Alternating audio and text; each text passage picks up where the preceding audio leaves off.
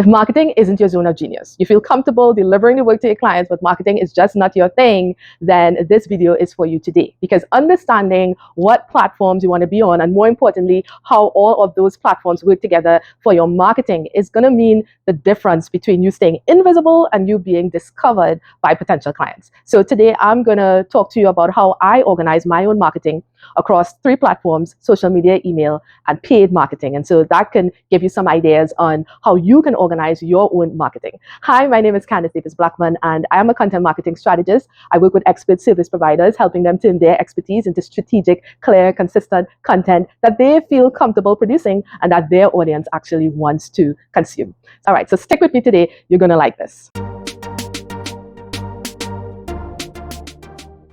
One of the biggest mistakes that I see in marketing online with expert service providers is relying too much on just one channel. All right, just think about it. Let's say you're on social media only. What happens if you can't access your account one day? What happens if it gets hacked? Remember what happened with TikTok and all of that, uncertainty over if it was going to remain around. And some people were actually crying because they know that was the only platform that they're on. And then what happens, let's say if you're on email only and for some reason your email list dries up, they're not responding, you're not getting through to them, they're not clicking, so your email list is just as good as dead. What are you doing to bring new people onto that email list? All right. So the point I'm trying to get across to you is that there is danger in just relying on one platform. And in fact, in the book of Ecclesiastes 11:2, it actually says, invest in 7 ventures. Yes, in 8. You do not know what disaster may come upon the land. That just says it right there. You don't know what's going to happen, all right, with these man-made systems, all right? Any one of them could fail. And so it just makes good sense to spread your marketing efforts across different platforms. Now, hear me out here. I'm not saying that you need to be on several different social media platforms at one time, because usually when you say marketing, everybody's head just goes to social media. What I'm saying is that you want to be at least on one social media platform, and apart from social media, you need to be on one other channel that can complement what you're doing on social media. So for example, you can be on email, or you can have a membership or some sort of group where you can reach your audience without an algorithm being in the way. Now for me, I'm on social media, I'm on email, and I also do paid ads. So those are 3 different channels that I'm doing, okay? And I'm saying to you that you want different channels or platforms, not necessarily different social media platforms, but apart from social media, what else can you do to get your marketing off the ground? All right. Now, that said, many service providers think that, going on different types of platforms simply means treating each one separately. Like you're just putting out content just to remain visible on these different platforms. Now, while visibility is very important, because at the end of the day, it's not necessarily the best expert that wins, that gets hired, that gets the clients. It's really the experts that outmarket their competitors. So while there is some truth in that, like you need to remain visible, more to the point, what you really want to do is ensure that the efforts that you're putting out on the different types of platforms that you're on complement each other. They work together. They build on the work that you're doing, so that you're not just putting out this scattershot approach and then just ending up with a whole bunch of mess or getting burnt out or being tired, but really you're building momentum. And when I say momentum, I mean you're actually guiding all the prospects that you come in contact with through your funnel, meaning the steps that you want to take them through to get them to your core offer. And in terms of social media marketing, I publish content on Instagram, and more recently I started publishing on YouTube and also on TikTok. Okay, and one of the primary reasons that I do that, I post content organically, is to be discovered by persons within my target audience. Okay, and going viral is not the only way you can be discovered. In fact, many people are going to be discovered using keywords. Keywords are simply the words that your audience would naturally use if they're searching for a topic that's related to your line of business, all right, related to your niche. So what I do is that I talk about content that's obviously related to content marketing, content strategy, content skill sets, all right, content systems, and also Christian content as well, because I'm a Christian, all right? So there are keywords associated with each of those areas that fall under that umbrella of content marketing strategy. And so when I create content, I ensure that I'm creating content around those keywords. So what it does is that it increases the probability of people who are already engaging in content that's similar to mine to come across my type of content in their feeds. Each of these platforms, these social media platforms, have their discovery areas, meaning places where people on the platform can discover new content that they may be interested in. So to give these social media platforms a better idea of if your content will be content that people on the platform are likely to interact with, it's important that you use keywords so they have a better sense of what your content is about. Because remember, these platforms, their aim is to really keep people on the platform.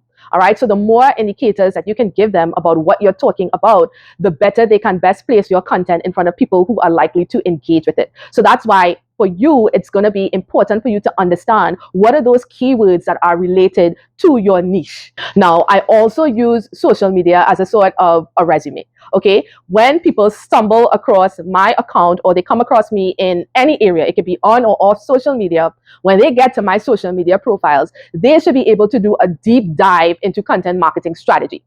And so that's why I am so focused in terms of the content that I put out on social media. You will not find me putting out random or disconnected content. It's going to be very closely aligned to content marketing strategy, content marketing skill set, content marketing systems, and also Christian content, because that is very much a part of my identity and it's worked into how I do business as a service provider. All right. So when they come to my content, they must not be clueless as to what I am about. They would be absolutely certain that Candace is about content marketing strategy. Candace is a Christian. Candace uses biblical truths to provide more insight into the work that she is doing. All right. And I have had organizations approach me to teach on digital marketing, all right, which includes content marketing strategy, to teach on digital brand management. And guess what? The content that I have on my social media platforms actually serves as proof that I am credible and that I know what I'm talking about. So guess what I do? I send them links to my social media profiles to check me out, to see how I communicate, to see the things that I talk about. So they understand that I have very deep expertise in this area. Okay, so it's not just about discoverability, but it's also about your credibility. All right, the content that you produce on social media is saying something about your credibility. You can be the best expert in your field, but if you are not producing content that reflects that, how are people going to know that? All right. So you've got to get away from just posting all these vacation trips that you do or the birthday shout outs that you do to yourself or the hangouts or the pictures of the kids. I'm not saying that you don't put out those types of content at all. We're all human beings and there are different facets of our lives that we want to show and it's good for connection. But just bear in mind that as an expert, as a service provider who is very focused on growing their brand and growing their business and not relying so much on referrals, but trying to get new clients through your online marketing efforts, that you've got to get very clear and focused on the type of content that you're putting out on social media so that when people get to your social media profiles, they're very clear about what you do and they're persuaded that you are the expert that they need for whatever area that they are looking for. The only way that's going to happen is if your content shows them that. Now, I also use my social media marketing to generate leads for me. Now, in times past, people didn't think that you can get clients off of social media, but now social media is a really big lead generation engine. One of the things I've done on social media to generate sales leads in particular is to offer what I call quick win calls. And on these quick win calls, what I do is I help people get a quick win. So in my case, that can be coming up with a script to promote their core offer, or that could be helping them identify who their target audience is, or helping them come up with a marketing strategy based on my frameworks. So they walk away from those calls with a win, something actionable, something practical that they can go out and implement right away. And the point of me doing this is so that they can get a taste of what it is like to work with me and understand that I'm not about fluff. I'm going to be giving them things that they can actually put into use, strategies that they can move forward with that can make a difference for them, that can give them forward momentum in terms of their marketing and in their efforts to generate leads and clients for themselves on social media. Because you know what? There's something that I realized a long time ago. The things that seem difficult, that seem hard for me to do, I know that there's somebody somewhere out there who knows how to do it very easily because that's their zone of genius.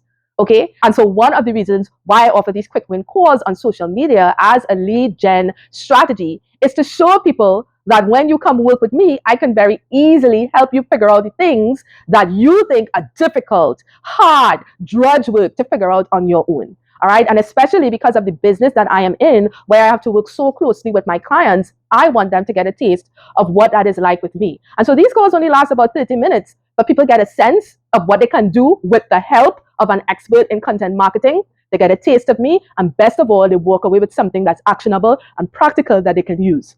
So social media, therefore, apart from just visibility, apart from building my credibility, social media works as a lead generator for me. And not just a lead generator for marketing leads that you still have to nurture, but as a lead generator for sales leads, prospects who are much closer to converting into a client. And of course, to achieve the things that I'm doing on organic social media, that is getting in front of new persons within my audience, generating leads, building credibility, building trust. To achieve those things on social media, there are certain types of content that I need to put out. All right. That's the strategic part of content. It needs to support the aims and the objectives that you have for marketing. All right. And the three types of content that I put out are awareness content, lead generation content, and sales content, content that generates those sales leads. And with awareness content now, I'm putting out content based on the topics that people are searching for, based on topics that people struggle with, that they have a need, that they have a challenge around, that they have a desire around.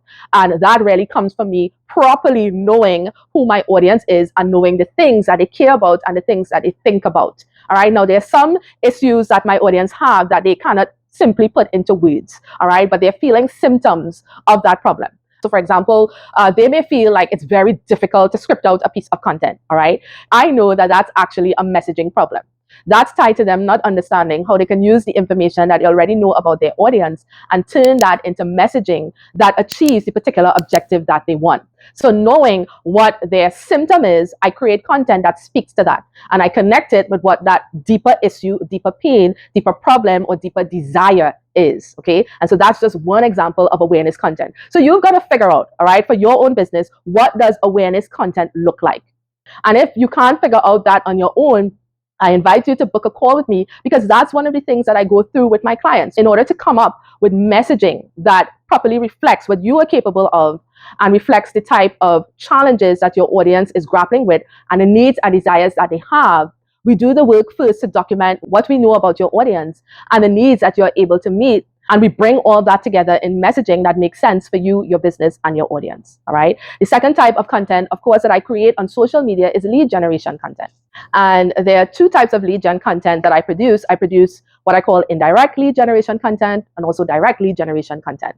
And let me just step back first and tell you that the whole point of lead generation content is to identify people who have a need that I can solve as a content marketing strategist. So if they raise their hand and identify themselves as someone who is interested in what I have to offer, then there and then I begin to qualify them for my core offers. Okay. So the job of my indirect lead generation content is to actually build trust, credibility, and insights by educating or shifting false or limiting beliefs around topics that are specifically related to my lead magnet or my lead generation offer.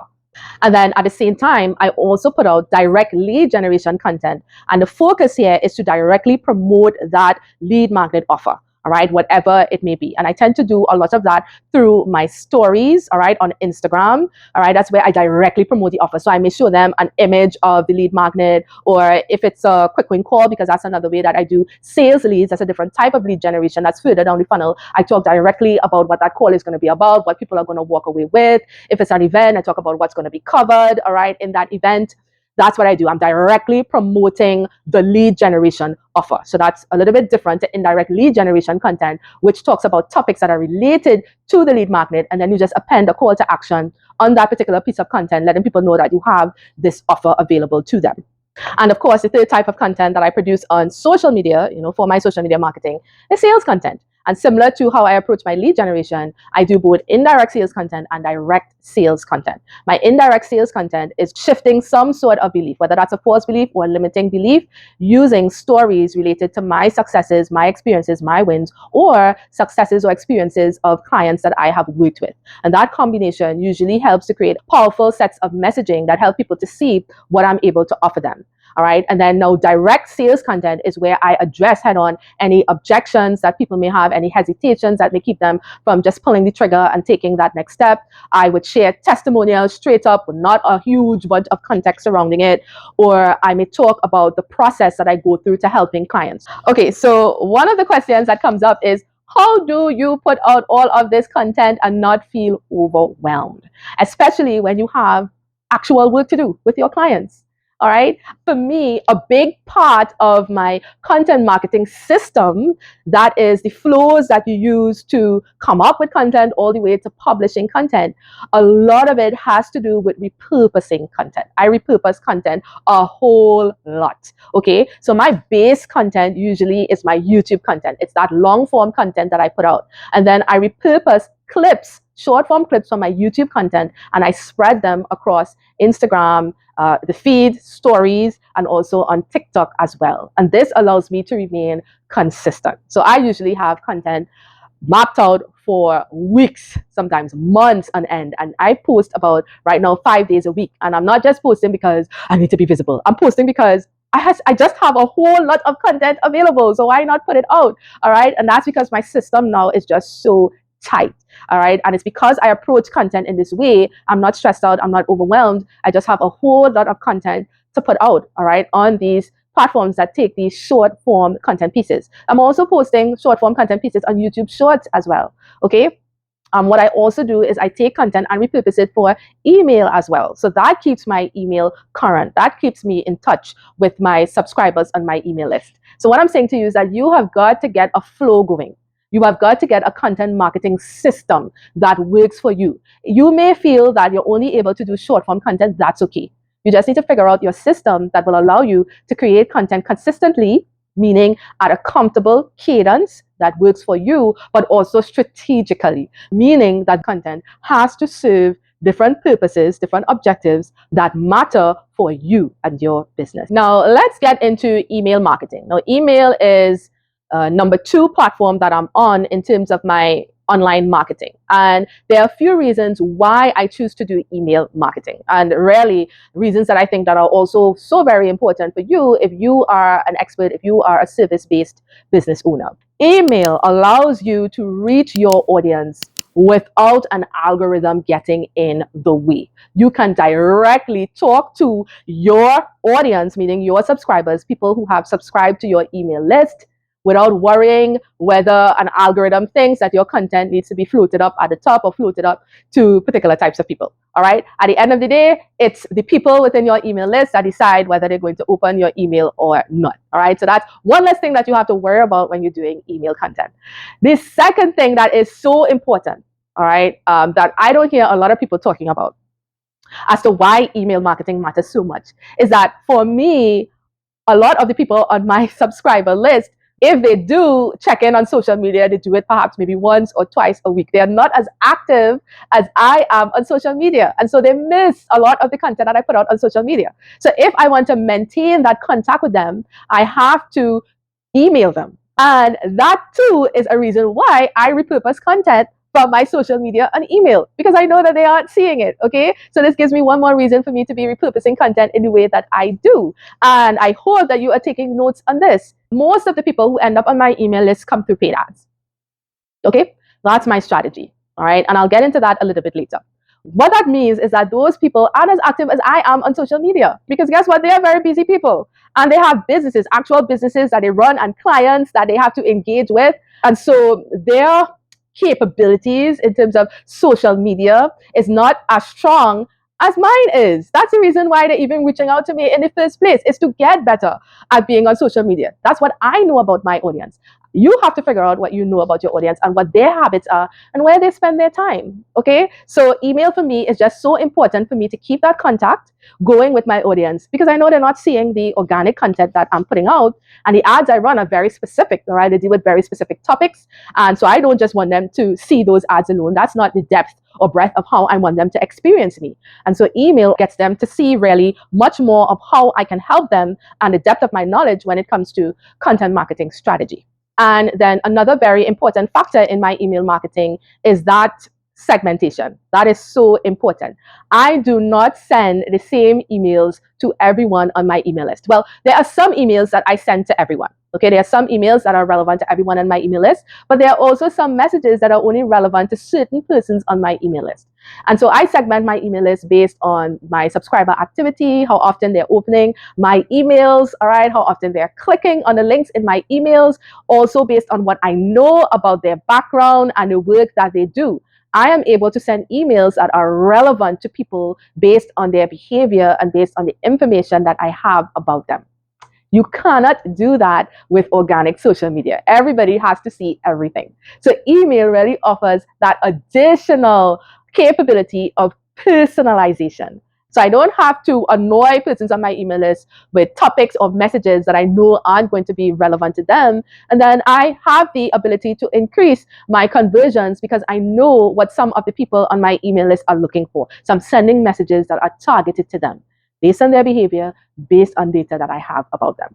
One of the objectives that I have is to send persons on my email list to my YouTube channel where they can get a deep dive into certain topics. And the reason why I do that more so on email than I do on Instagram or TikTok is because the people on my email list have a whole lot more context than the people on social media. So it makes sense for me to drive them to those pieces of content. They are further along than the average person that I would meet on social media. And so that's how my email content supports what I'm doing on YouTube, and my YouTube content supports the messages that I send on email. At least that's one of the ways in which those two platforms work together for me. Now, I also send my subscribers additional resources that, again, only make sense to the people on my email list, resources that I would not necessarily put out on social media, again, because they don't have that context that the people on my email list have. And there are offers as well that I only make to persons on my email list. Sometimes I'm doing it as a test to see if this particular offer is going to work, how does it play off, and sometimes I offer it only to my email list as a perk, as a bonus of being on the email list. All right, so you need to think about benefits that people on your email list have that people in general public, general follower on social media don't have, and then also think about how what you're doing on email supports what you're doing on another platform. And another very important type of content that I send via email are these drip email series, and really that's just a series of automated emails that are part of a sequence with a particular objective. So for example, when people first join my email list, I send them an automated welcome sequence. And in that welcome sequence, they get a little more information on who I am, what I'm about, how often I'm going to be emailing them, a little bit about my background and my family, and how I approach content marketing strategy and business altogether. There are other sequences that I send as well that are related to offers that I'm doing or related to sales push that I'm doing. All right. But these are very important to map up because what it does is that it saves you from having to start from scratch every time. It's again one of the advantages to doing email marketing. It's frankly less effort than on social media. Okay, so now onto the final platform that I use in my online marketing, and that's the Meta Ads platform. So that is basically me running ads on Facebook and Instagram. Okay, and one of the primary reasons why I do advertising is that it is organic on steroids. Whatever I'm able to do on organic social media, I can do 10 times faster using paid ads. All right. And I'm all about reclaiming my time as much as possible and getting faster results. So, for example, I love to use ads to promote offers, whether that is a lead generation offer or a direct sales offer. All right. I want to use ads to do things that shows me people moving through my marketing system, my marketing funnel. So, for example, when I offered my first lead gen offer, on Instagram, I would get a handful of people signing up for it every month. All right. I'm not a very large account. I don't have over 10,000 followers. All right. Right now, I'm just about 2,500 people or so. And at the time when I offered that first lead magnet, my PDF, I had even less followers. All right. And that was at the time where your followers actually counted for something, where Instagram would actually show your content to your followers. And so I wanted to rev that up. I wanted to give that a push and get more people into my email list faster. And so I decided to take one of the posts that I have directly promoting my lead gen offer and turn it into a paid ad. And guess what happened? I got 100 people onto my email list within 7 days at $1 per lead. All right. And that's pretty good. $1 per lead is a very good metric in terms of lead generation. And I even have to mention this. My biggest contract to date came from someone who entered my email list through a paid ad.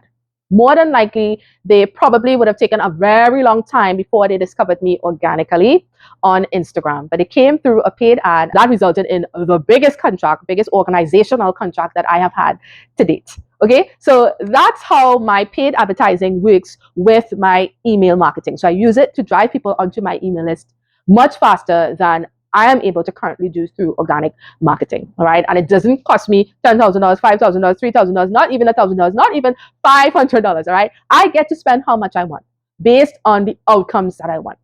And because I know my numbers, I'm able to set targets and I know what makes sense, all right, in terms of my budget and in terms of my returns.